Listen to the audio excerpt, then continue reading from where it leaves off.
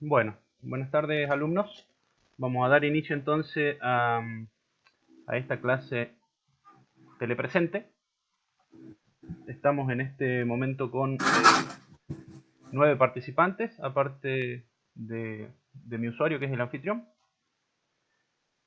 Hoy día vamos a ver un adelanto de lo que son las metodologías de desarrollo de software para delegar un trabajo de investigación que van a tener que hacer ustedes de manera grupal. No obstante, las clases anteriores habíamos visto ciclos de vida de desarrollo del software, cómo se dividía en etapas y que tomando como bases esas etapas se montaban sobre ellas las metodologías de desarrollo, que son las que vamos a ver ahora. Bien, dice que tenemos que ser conscientes de que no existe una metodología de desarrollo de software perfecta. De hecho, vienen evolucionando desde los años 70. Va a ser imposible conseguir en algún momento tampoco una metodología que sea absoluta o única y perfecta, ya que esto es un mundo cambiante, el software cambia muchísimo y la forma en que interactuamos con los clientes que necesitan estos software también.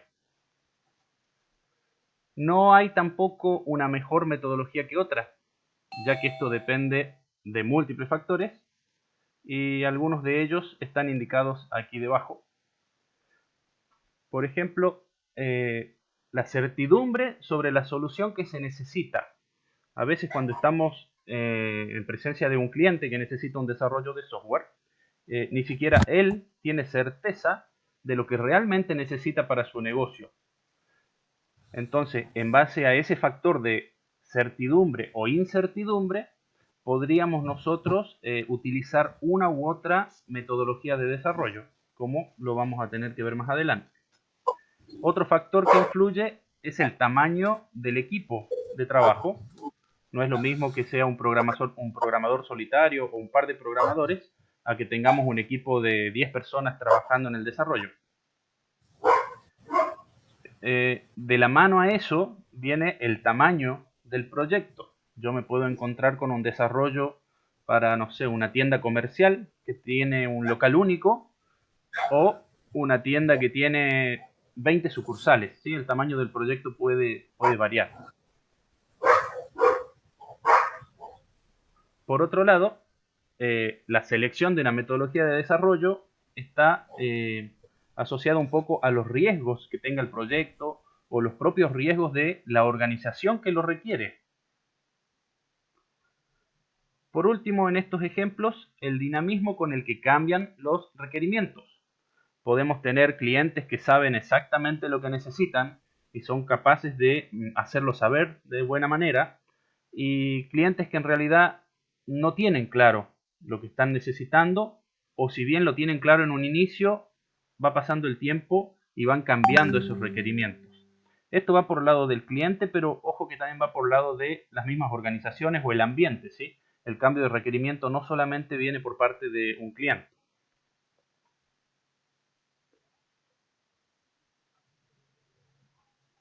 Hasta aquí, ¿todos oyen bien?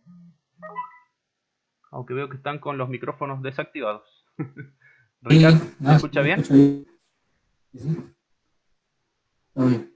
Perfecto, seguimos.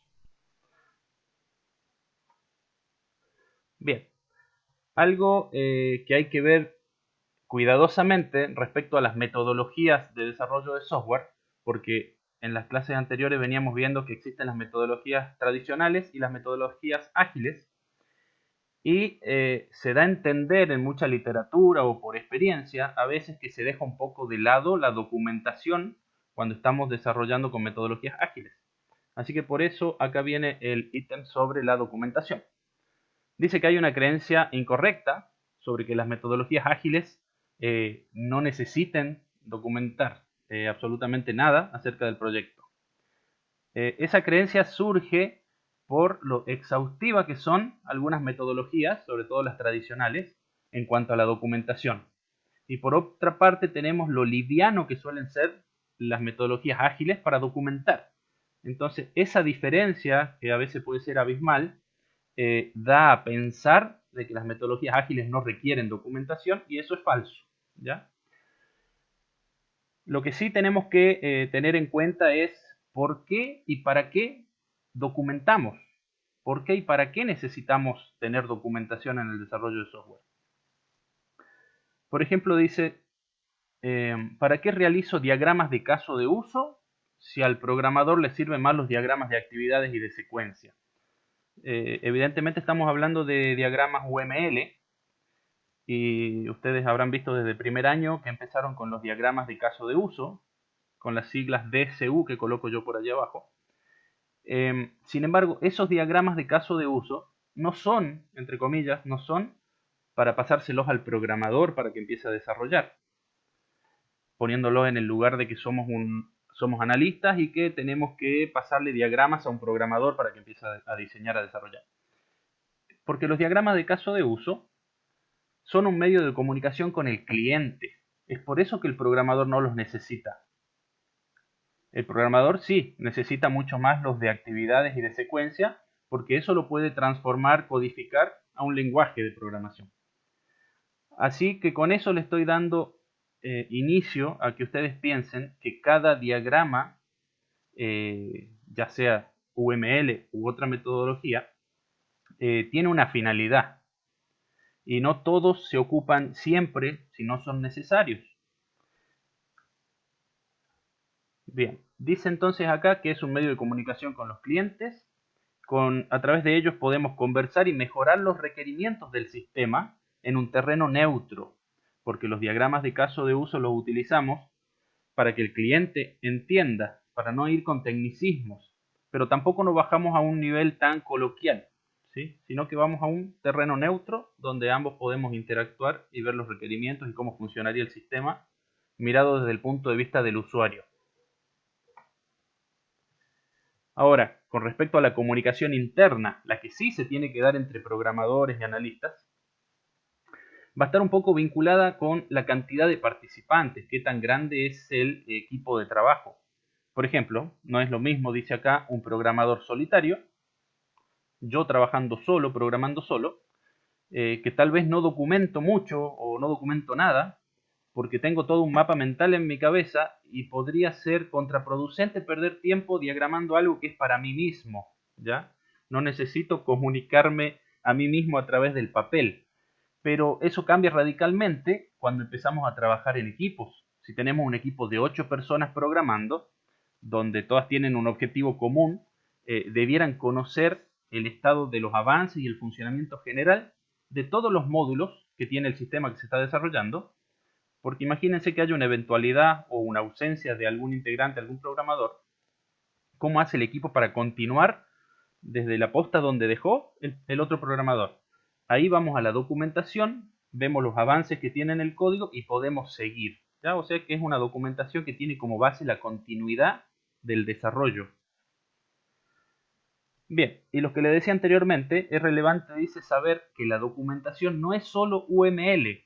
Los diagramas UML, que se utilizan mucho, no es la única herramienta que existe para modelar o diagramar, sino que pueden utilizarse distintos estándares, incluso mezclados, dice acá, abogando por la completitud del conocimiento.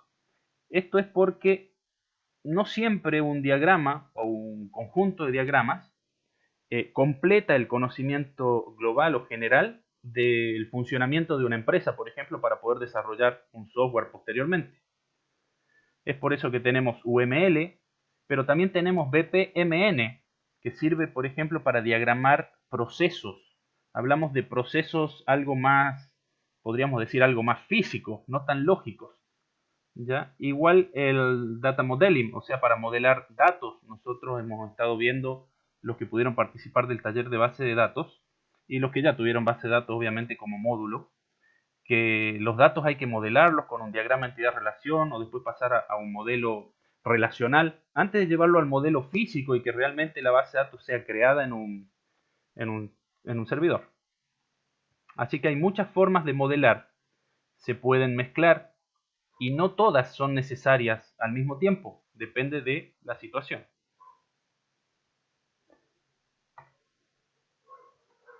Ahora, ¿qué puede salir mal o qué puede pasar si no tenemos una buena comunicación, si no hacemos la documentación para comunicarnos.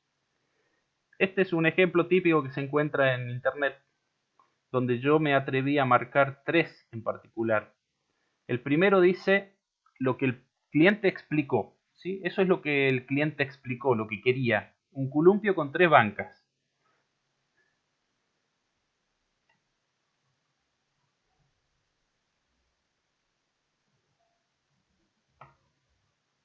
Bien, aparentemente la comunicación sigue, ¿verdad? Porque me dijeron que esto se cortaba a los 40 minutos, pero parece que me regalaron tiempo. Efectivamente, profe, le hablaron tiempo. Ya. Si se corta, volvemos a conectar y vuelvo a marcar, a mandar un link. Pero esto sería que el cliente quería o dio a entender que quería un columpio con 3 bancas. Por otro lado, se le terminó instalando, como dice el gráfico de acá abajo, una soga colgada a un árbol. Sin embargo, la última figura habla de que él quería un neumático colgado de esa soga. Si ustedes van figura por figura, se van a dar cuenta de lo gracioso, digamos, del bosquejo este, pero sin embargo yo hago este llamamiento a que lo que se terminó instalando, si ustedes ven con lo que realmente necesitaba el cliente, falta muy poco, falta solamente el neumático. Pero ¿qué significa esto? Que falta tan poco, pero tuve que pasar por tantos pasos porque no había buena comunicación. Me terminé dando cuenta como desarrollador, o me acerqué, mejor dicho, bastante como desarrollador, a lo que el cliente quería, pero perdiendo mucho tiempo, dando muchas vueltas, por no haber tenido una buena comunicación de base o una buena comunicación, ¿ya? Y bueno, lo que sigue acá al lado vendría a ser lo que el cliente pagó. Obviamente, dar muchas vueltas hasta encontrar una solución por no haber planteado todo correctamente o haber enfocado la comunicación y la documentación correctamente, hace que todo se haga más caro, se encarezca y el costo crezca. Bien, ¿cómo vamos hasta ahí con respecto a dudas de lo que hemos visto hasta acá, que son unas 3-4 diapositivas? Yo bien por lo menos. Estamos bien.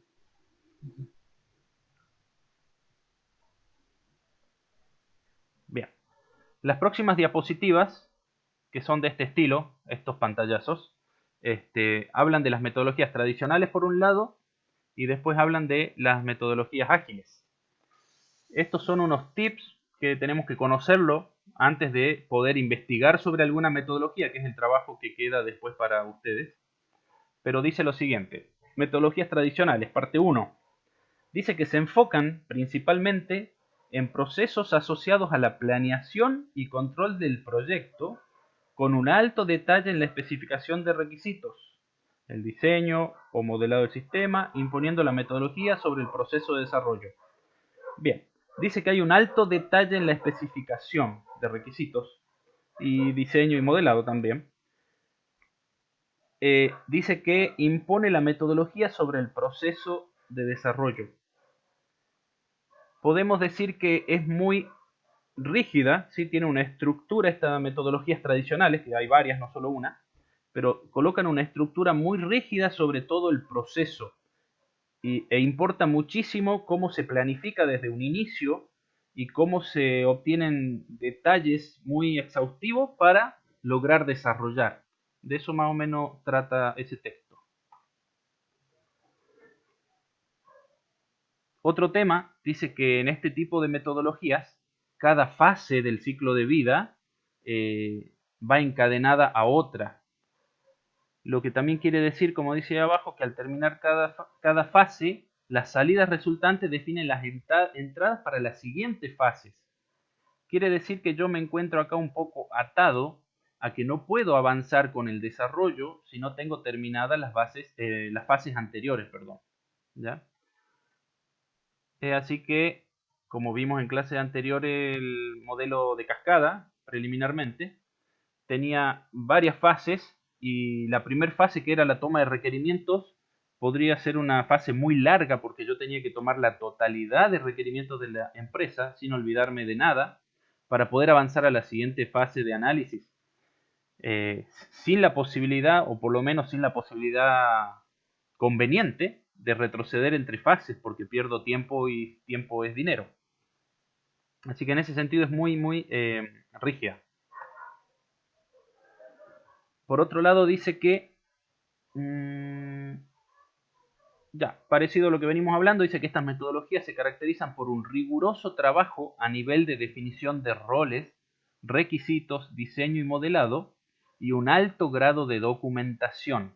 Acá no solamente hay que cumplir las etapas haciendo las tareas pertinentes, sino que también documentando. Y habla mucho de definición de roles. Cada persona allí dentro de la estructura tiene su rol más que bien definido.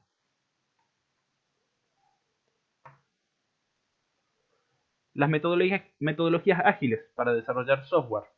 Dice que están enfocadas en procesos incrementales con entregas funcionales. Me voy a detener en esa coma. Procesos incrementales significa que van creciendo, ¿sí? Con entregas funcionales, quiere decir que yo voy mostrando software que ya funciona. Y cada vez que voy haciendo esas entregas o esas muestras de software, van siendo cada vez más grandes o incrementales, van abarcando más acerca de la solución. Dice que esto busca aumentar la confianza de los clientes al vincularlos en el proyecto mediante la cooperación entre estos y el equipo de trabajo.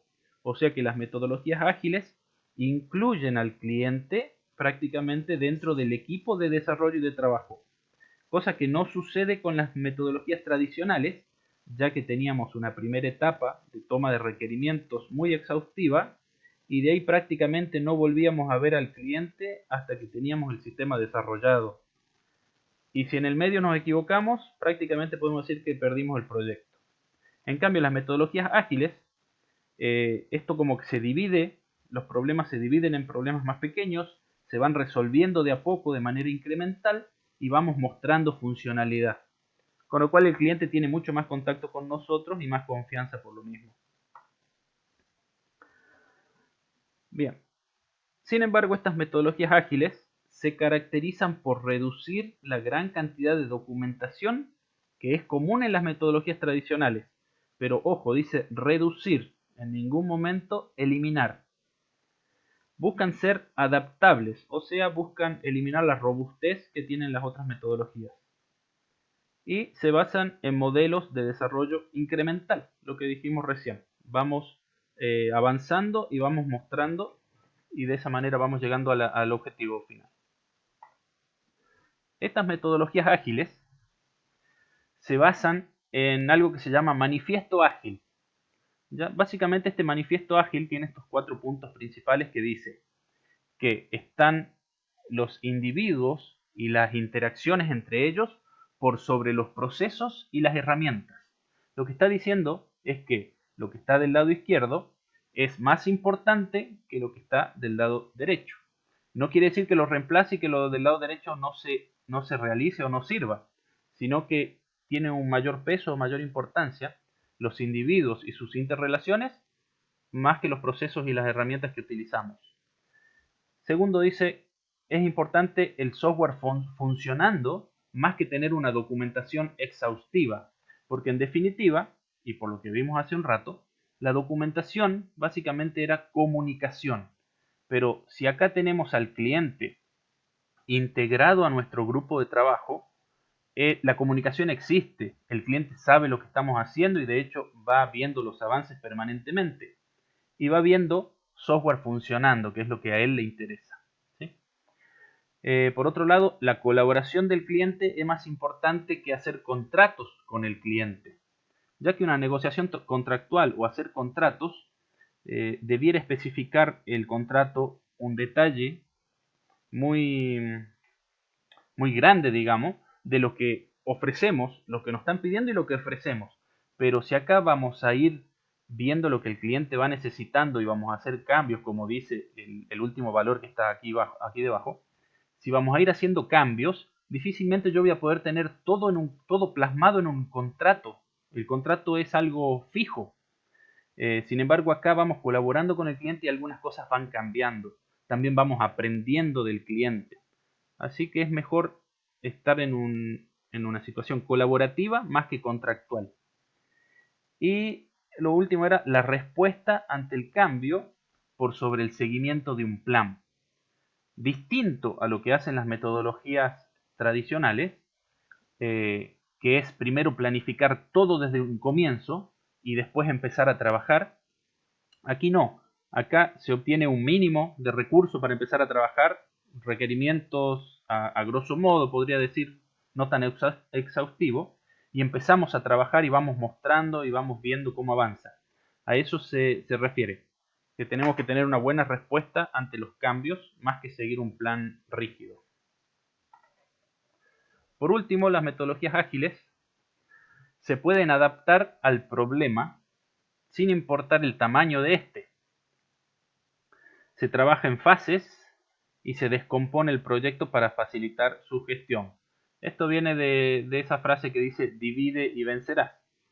La metodología ágil toma un problema grande, lo divide en problemas pequeños y los empieza a solucionar, ¿sí? Y va integrando los módulos o las cosas y va mostrando los avances. No obstante, la contraparte, las tecnologías tradicionales, toman el problema completo, lo analizan completo, lo planifican completo y lo desarrollan completo. Es por eso que a veces demoran más tiempo en hacerse, o por lo menos demora más tiempo en que el cliente vea resultados, cosa que no pasa con las ágiles.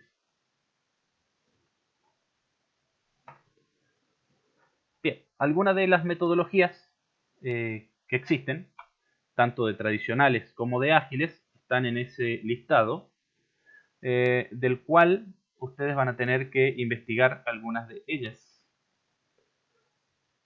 Del lado tradicionales tenemos RUP.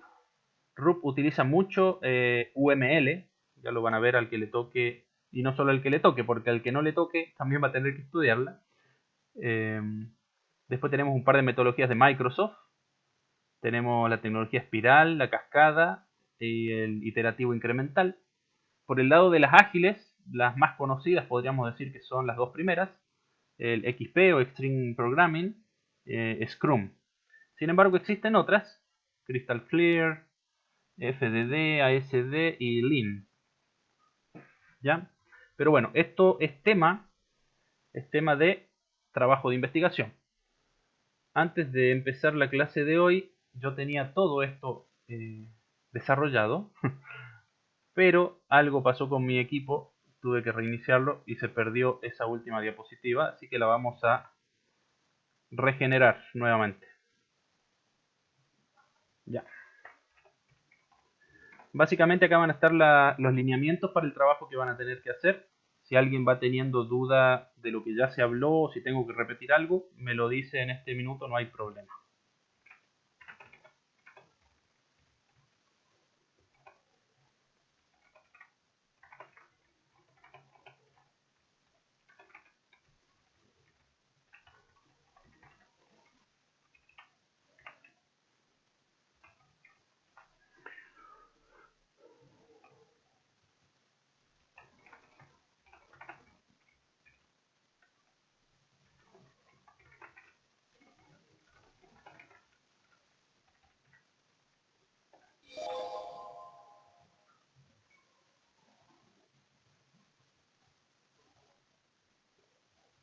¿Alguien se nos fue? El profe David parece.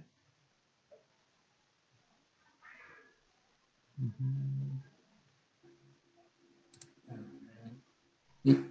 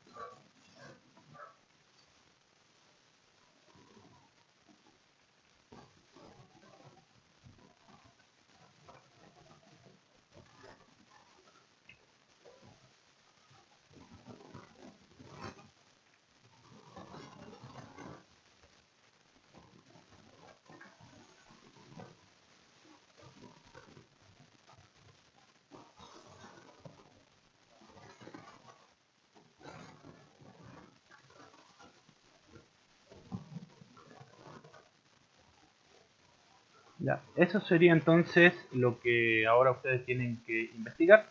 Hay que elegir, armar los grupos, elegir una de las metodologías, ojalá que no se repitan entre grupos.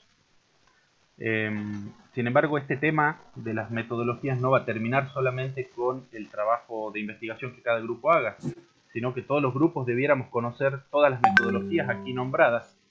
Así que lo más probable es que esos trabajos después lo intercambiemos entre grupos y lo podamos evaluar después a todos estos temas.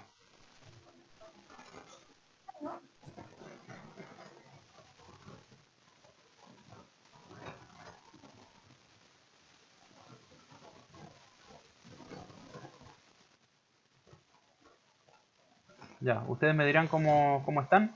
No los escucho, supongo que no se me acabó el saldo de nuevo. No, no sé si me escuchas tú.